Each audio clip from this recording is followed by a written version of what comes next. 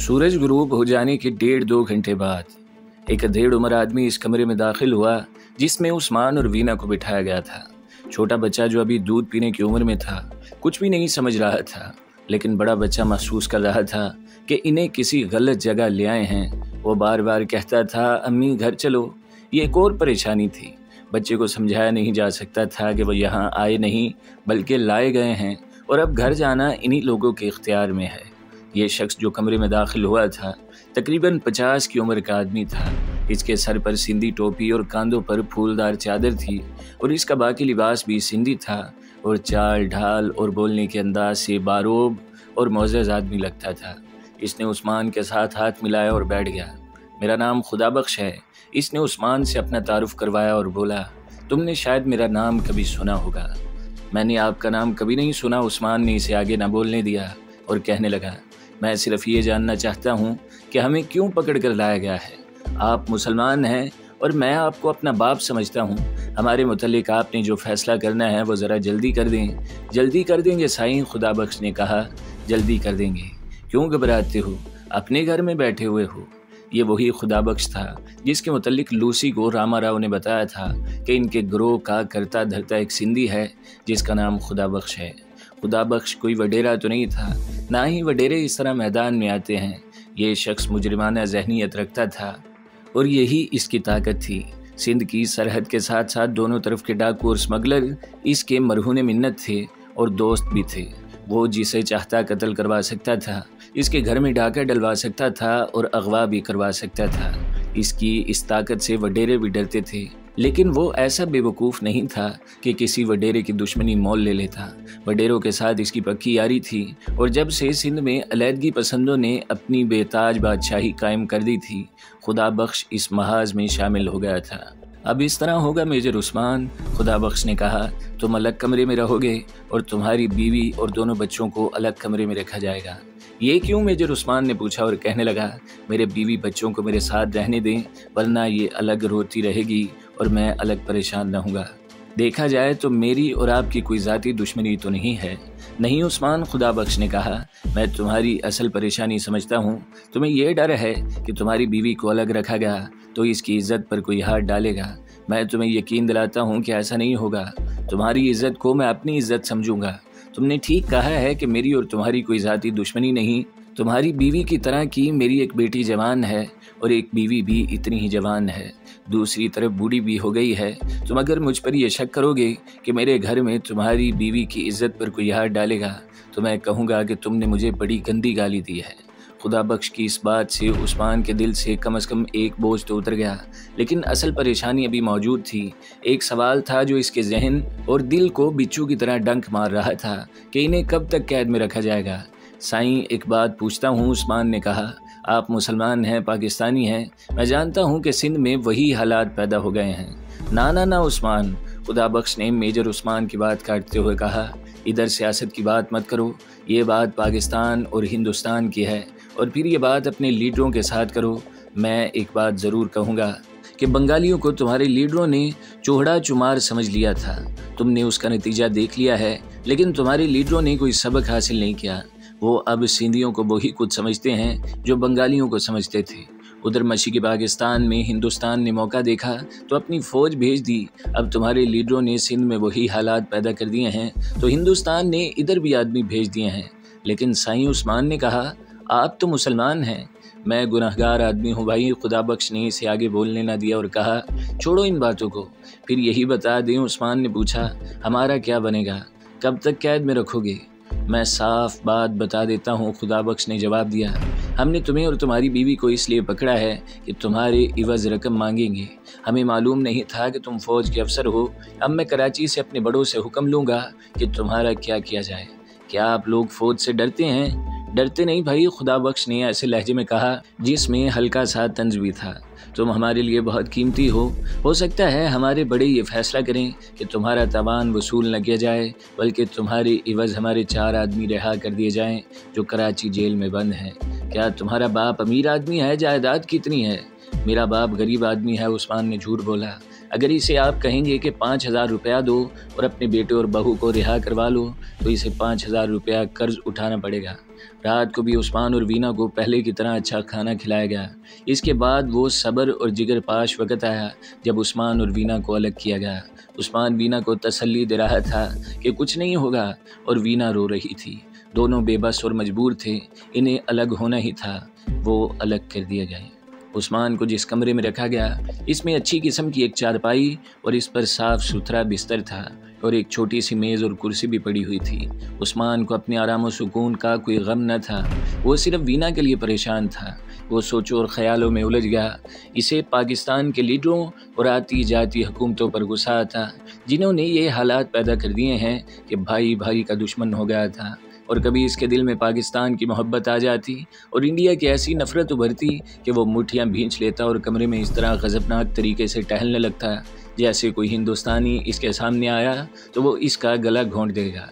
इसे लूसी याद आई और फिर लूसी के दोनों रूप बारी बारी इसके सामने आए। कभी यूँ महसूस करता जैसे इसकी रूह की राहत और दिल की खुशियाँ लूसी से वाबस्ता हैं और कभी यूँ सोचता कि लूसी ने इसे वीना से मुतनफ़र कर दिया है और इसकी इतनी प्यारी अज़दवाजी ज़िंदगी तबाह कर दी है। सोचों और ख़यालों की आंधियाँ और झक्कड़ थे जो कभी सहराई आंधियों की तरह गर्दिश करते थे और कभी ये झक्कड़ इतने सर्द हो जाती कि उस्मान के अंदर की दुनिया सुकड़ने और ठठरने लगती। उधर वीना का हाल और ज़्यादा बुरा था। बच्चे इसे परेशान करते थे, अलबत्ता इसे कुछ सहारा मिल गया था। ये साथ इस घर की दो औरतें थीं जो खासी देर वीना के पास बैठी रहीं और इधर उधर की बातें करती रहीं। वो देहाती और अनपढ़ औरतें थीं, इसलिए वीना इनके साथ कोई सियासी या अकल की दीगर बात नहीं कर सकती थी। इन औरतों से इसे इतना ही फ़ायदा पहुंचा कि वो उस्मान की तरह सोचों और ख़यालों में उलझने और अपने आप को परेशान करने से बची रही।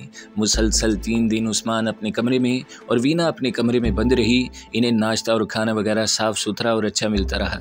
कमरों में से उन्हें सिर्फ बैतुल खला तक जाने के लिए निकालते थे। वीना को उस्मान का और उस्मान को वीना का कुछ पता नहीं था कि वो किस हाल में है।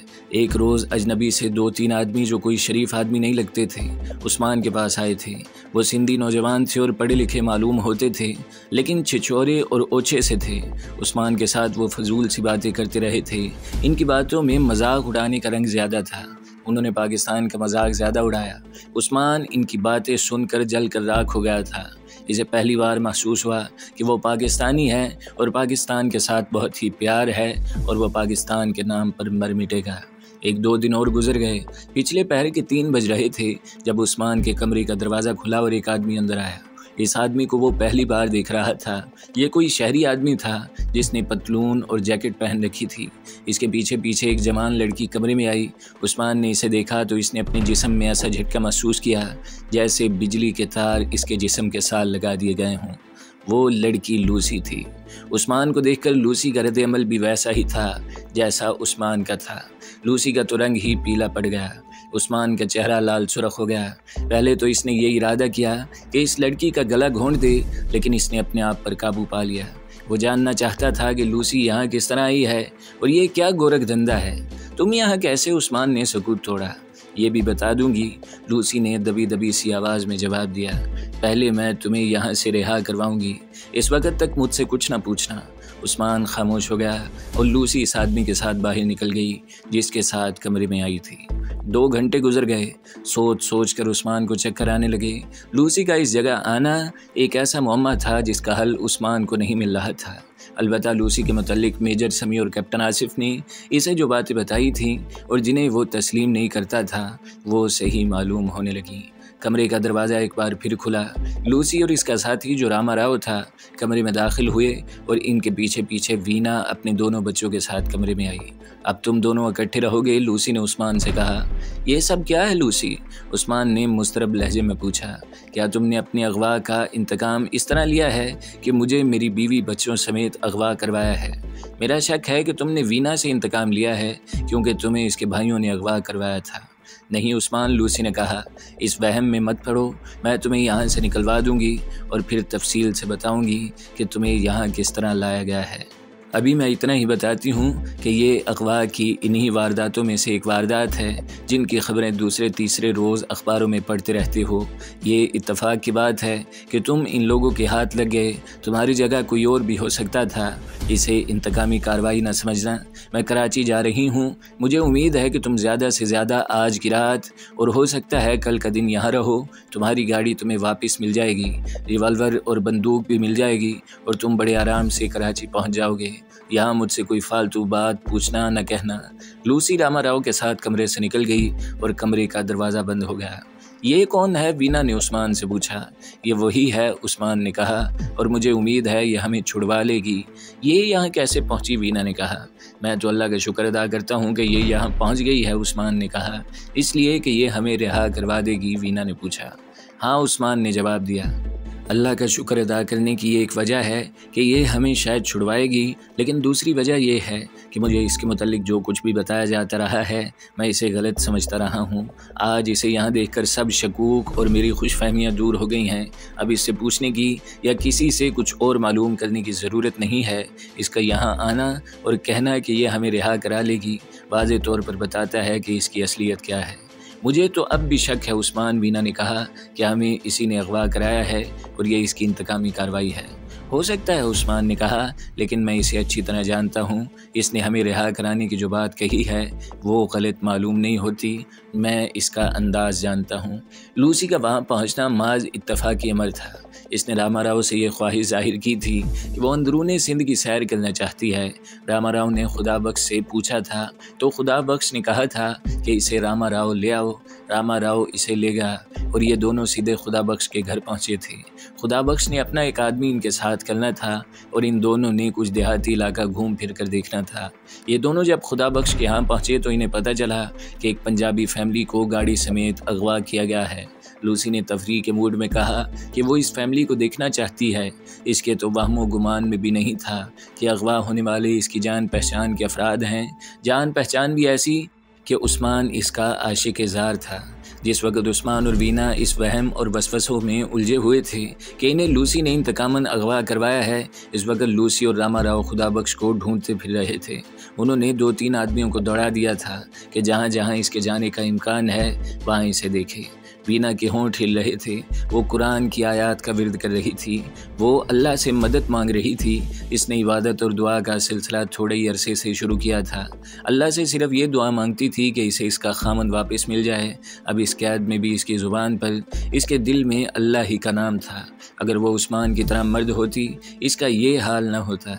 इस कैद में जहाँ कोई कानून नहीं था, और अगर कोई कानून था तो वो खुदा बख्श जैसे मुजरिमाना जहन के आदमियों के हाथ में था। वहाँ वीना की सबसे बड़ी बदनसीबी थी कि वो जवान साल लड़की और ख़ूबसूरत थी। वो अपनी जान दे सकती थी, आबरू नहीं। वीना, उस्मान ने कहा, तुम्हें अल्लाह का शुक्र अदा करना चाहिए कि मेरी आंखें खुल गई हैं। मैं आज अल्लाह के हुजूर अपने गुनाहों का एतराफ़ करता हूँ और गुनाहों से बख्शिश भी मांगता हूँ। मैं ये भी जानता हूँ कि खुदा उस वक़्त तौबा कबूल नहीं किया करता जब गुनाहों की सज़ा शुरू हो जाती है, लेकिन यहाँ सूरत कुछ और है। मैं अपने गुनाहों का कफ़ारा अदा करूँगा। वीना ने उस्मान के मुंह की तरफ देखा। कुछ देर देखते रही। उस्मान का चेहरा आंसुओं में झिलमिलाने लगा। वीना जो चारपाई पर बैठी हुई थी यकलख्त उठी और उस्मान के सामने दोजानू हो गई। सारी इसकी गोद में फेंका और फूट फूट कर रोने लगी। वो रोई कि इसका बड़ा बच्चा इसे देखकर रोने लगा। अगर बच्चा ना रोता तो वीना उस्मान से इतनी जल्दी अलग ना होती। इसने उस्मान की गोद से सर उठाया और फिर लपक कर बच्चे को उठाया और इसे सीने से लगा लिया। उस्मान ने बच्चे की तरफ बाजू फैलाए। वीना ने बच्चे को इसकी गोद में बिठा दिया। उस्मान ने अपने दोनों बाजू बच्चे के गिर्द लपेट दिए। इसके साथ ही उस्मान की आंख में आंसू आ गए। इसके चेहरे पर ऐसा तासुर था जैसे ये बच्चा इससे छीन लिया गया था, बड़े अरसे बाद इसे वापस मिला हो। उस्मान अपनी बीवी और अपने बच्चों के पास आ गया था। उस्मान, वीना ने दुपट्टे से आंसू पोंछकर कहा, इस लड़की ने अगर हमें अलग करा दिया तो तुम फिर इसके कब्ज़े में आ जाओगे। कहीं ऐसा तो नहीं कि ये इतनी हसीन लड़की तुम्हारी कमज़ोरी बन गई हो। मैं ऐसा अहमक तो नहीं, उस्मान ने कहा। ये लड़की हमें बिला मकसद रिहा नहीं कराएगी। रिहा करा के अपना कोई ना कोई मुतालबा करेगी। ये मुझे अपना शिकार समझती है, लेकिन मैं अब इसे अपना शिकार समझता हूँ। तुम मुतमईन रहो, मुझसे तो अल्लाह नाराज़ होगा। तुम अल्लाह से खैर मांगती रहो।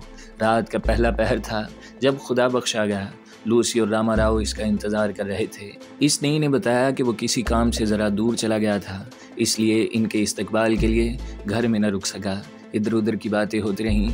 आज हमने एक शिकार मारा है, खुदाबख्श ने खुशखबरी सुनाने के अंदाज में इन्हें बताया। पता चला कि ये शिकार तो बहुत ही कीमती है, ये आदमी फ़ौज में मेजर है। दूसरी बात यह कि लड़की बड़ी खूबसूरत है, और तीसरी बात यह है कि इनके साथ 2 छोटे छोटे बच्चे हैं। इनके एवज़ हम जो कुछ भी मांगेंगे वो हुकूमत की तरफ से मिल जाएगा। तुम लोग भी मुझे मशवरा दो। हमने अपने 4 आदमी जेल से रहा कराने हैं। अगर इनके खिलाफ मुकदमा शुरू हो गया तो 14 साल से कम सज़ा नहीं मिलेगी। हमारा मशवरा कुछ और है, लूसी ने कहा। हम इन कैदियों को देख चुके हैं। इस मेजर को मैं अच्छी तरह जानती हूँ और ये मेरा आदमी है। आप इसके एवज़ सिर्फ 4 आदमी छुड़वाना चाहते हैं, लेकिन मैं इसके एवज़ पूरा पाकिस्तान ले लूँगी। आप इसे फ़ौरन छोड़ दें। लूसी और रामा राव ने खुदाबख्श को तफसील से बताया कि इस आदमी को लूसी ने किस तरह अपने जाल में ले रखा है, लेकिन दरमियान में एक वाक़या हो गया जिसके नतीजे में लूसी और उस्मान अलग हो गए। अब उस्मान को फिर यहाँ देखकर लूसी बहुत खुश है कि इसकी मेहनत ज़ाया नहीं गई और ये आदमी फिर इसके हाथ में आ गया। ये मेजर लाहौर ब्रिगेड हेडक्वार्टर में होता है। लूसी ने कहा, थोड़ा सा झूठ भी बोला। मैं इससे बड़े कीमती राज ले चुकी हूँ और आगे चलकर और ज़्यादा कीमती राज हासिल होंगे। इनमें बाज़ राज की बातें ऐसी हैं जिनका ताल्लुक़ सिंध के साथ है। मैं आपको ये सारी बातें नहीं बता सकती। आप ये करम करें कि इन्हें छोड़ दें। आगे मेरा काम है, मैं इन्हें कराची किस तरह पहुँचाती हूँ। मुझे एक फ़ायदा और मिल रहा है, वो ये कि इसकी बीवी मेरी दुश्मन बनी हुई थी, अब वो भी मेरी एहसानमंद होगी और मैं इसे भी अपनी लाइन पर चला लूँगी। खुदाबख्श लूसी को ललचाई हुई नज़रों से देख रहा था और इसकी हाँ में हाँ मिलाता चला जा रहा था। उसके चेहरे पर ऐसे तासुरात थे जैसे उसे सिवाय लूसी के और किसी चीज़ के साथ दिलचस्पी नहीं। लूसी के लिए वो अगर पूरा पाकिस्तान नहीं तो सिंध का सूबा देने को तैयार था, लेकिन वो जानता था कि रामा राव और लूसी किस हैसियत के लोग हैं और अगर इनके साथ बिगड़ गई तो इसका क्या हशर होगा। उस्मान और वीना को छोड़ देना इसके इख्तियार में था। इनका अगवा इसका ज़ाती फेल था। लूसी और रामा राव की बात ना मानने का मतलब ये था कि इसने इंडिया को नाराज़ कर दिया है। वो इंडिया की नाराज़गी बल्कि इंडिया की इंटेलिजेंस की नाराज़गी का ख़तरा मोल नहीं ले सकता था। वैसे भी वो अनपढ़ आदमी था। इसका असर व रसूख और रोब दाब एक ख़ास इलाके और ख़ास माहौल में चलता था। अगर ये लोग तुम्हारे काम के हैं तो मैं इन्हें कैसे रोक सकता हूँ? खुदाबख्श ने कहा, ले जाएं इन्हें। ये ख्याल रखना कि आपने मेरे हाथ से बड़ा मोटा शिकार ले लिया है। हम आपको इससे बड़ा शिकार देंगे, रामा राव ने कहा। लूसी ने रात को ही उस्मान और वीना को यह खुशखबरी सुना दी कि इन्हें छोड़ दिया जाएगा। तुम जा कहाँ रहे थे? लूसी ने उस्मान से पूछा और इसके साथ ही इसने अपना एक बाजू वीना के गले में डालकर इसका गाल चूम लिया। ये तो अकेले रेलगाड़ी पर या बाय एयर कराची जा रहे थे, वीना ने कहा। मेरी ज़िद पर उन्होंने 10 दिनों की छुट्टी ले ली और मुझे भी कराची सैर कराने के लिए अपनी गाड़ी में जाने का प्रोग्राम बना लिया। मैं तो इस घड़ी को कोसती हूँ जब मैंने ज़िद की और उन्होंने मेरी बात मान ली। आधी छुट्टी तो यहाँ गुजर गई है, उस्मान बोला। 5 दिन बाकी रह गए हैं, यहीं से वापस चले जाएंगे। वापस क्यों चले जाएंगे? रामा राव ने कहा। कराची चलें, हमारे साथ ठहरें। हाँ उस्मान, लूसी ने कहा। यहीं से वापस ना जाना, वीना को मायूसी होगी। इसे कराची की सैर करा लाओ। बेहतर यही है, उस्मान ने कहा। पहले भी होटल में ठहरने का इरादा था, अब भी होटल में ही ठहरेंगे और मैं कोशिश करूंगा कि वहां से अपनी ब्रिगेड कमांड को फ़ोन करके छुट्टी में 2-3 दिनों का इजाफा करा लूं, लेकिन मैं वापस गाड़ी पर तो नहीं जाऊंगा। फिर कैसे आएंगे? वीना ने पूछा। बाई एयर आएंगे, उस्मान ने जवाब दिया। बाई एयर आएंगे और गाड़ी रेलगाड़ी से बुक करा देंगे। अगली सुबह सूरज की किरणें अभी जर्दी थीं जब 2 कारें कराची की तरफ जा रही थीं। अगली कार रामा राव चला रहा था और लूसी इसके साथ बैठी थी। पिछली कार उस्मान की थी। इसे सही और सलामत वापस मिल गई थी। बंदूक भी मिल गई थी और रिवॉल्वर भी मिल गया था। ये शिकार हाथ से जाना नहीं चाहिए, लूसी रामा राव से कह रही थी। साफ पता चलता है कि मैंने इस शख्स से कोई बहुत बड़ा काम लेना है। इसे तो मैं जहन से उतार ही चुकी थी, लेकिन किस तरह गैर मुतवक्के तौर पर फिर मेरे जाल में आ गया। वीना, उस्मान कह रहा था, लूसी के साथ मेरी ऐसी बातें होंगी जो तुम्हें फिर पहले जैसे शक में मुब्तला करेंगी, लेकिन दिल मजबूत रखना, मैं इसका ज़र खरीद गुलाम बन जाऊंगा और तुम मेरी तायीद करना जैसे तुम मुझे इसी हालत में देखकर खुश हो। ये दोनों समझते हैं कि उन्होंने मुझे फिर अपने जाल में फांस लिया है, लेकिन इन्हें मालूम नहीं कि ये मेरे जाल आएंगे। खुदावंद ताला ने शायद ये नेकी मेरे खाते में लिख दी है। तुम देखती रहना मैं बेवकूफ़ बनकर इन्हें किस तरह बेवकूफ़ बनाता हूँ। ज़रा संभल कर, उस्मान, वीना ने इल्तिजा के लहजे में कहा। मुझ पर तो खौफ तारी हो रहा है। ये लोग तो किसी भी हद तक पहुंच सकते हैं, अपने आप को बचा कर रखना और ख्याल रखना रामा, लूसी रामा राव से कह रही थी। जब मैं उस्मान के साथ बातें कर रही हूँ तो तुम चुप ही रहना, क्योंकि इस शख्स को मैं ही समझ सकती हूँ। तुम चुप ही रहना वीना, उस्मान वीना से कह रहा था। हो सकता है कोई ऐसी बात हो जाए जो तुम्हें बहुत ही बुरी लगे, दिल पर पत्थर रख लेना। दोनों कारें कराची की तरफ दौड़ती चली जा रही थीं। शाम 4 बजे के दरमियान वो लोग कराची पहुंच गए। उस्मान ने दरमियाने दर्जे के एक अच्छे होटल का इंतखाब किया और एक कमरा ले लिया। अच्छा उस्मान, लूसी ने कहा, हम चलते हैं, कल सुबह 10 बजे तक आएंगे। लूसी ने वीना को अपने बाजुओं में ले लिया और इसका गाल चूम कर बोली, तुमसे मिलकर तो मुझे बहुत ही खुशी हुई है।